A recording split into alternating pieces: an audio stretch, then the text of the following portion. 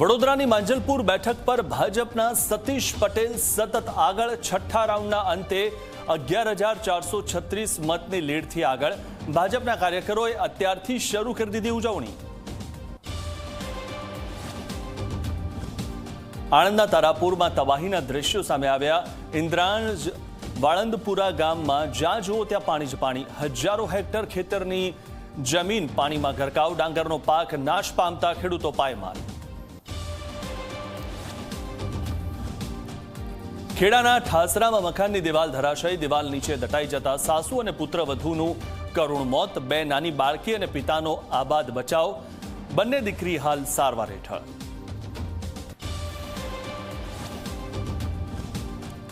પાટણ જિલ્લામાં ચાંદીપુરા વાયરસનું સંકટ. વધુ એક બાળકીનો ચાંદીપુરા રિપોર્ટ આવ્યો પોઝિટિવ. 7 વર્ષીય બાળકી હાલ હોસ્પિટલમાં સારવાર હેઠળ. અગાઉ જિલ્લામાં થયું છે એક બાળકનું મોત.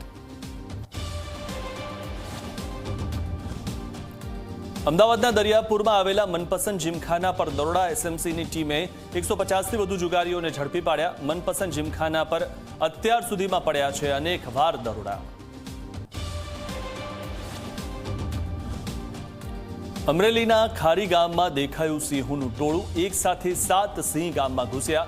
ગાયનું મારણ કરવા જતા ગાય સિંહોને જ હાંકી કાઢ્યા. તો ગાયથી ભાગેલા સિંહોએ કર્યું વાછરડીનું મારણ.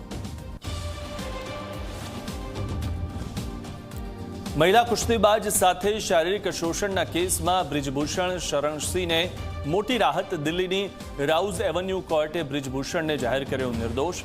બ્રિજભૂષણના સહયોગીને પણ નિર્દોષ જાહેર કર્યા.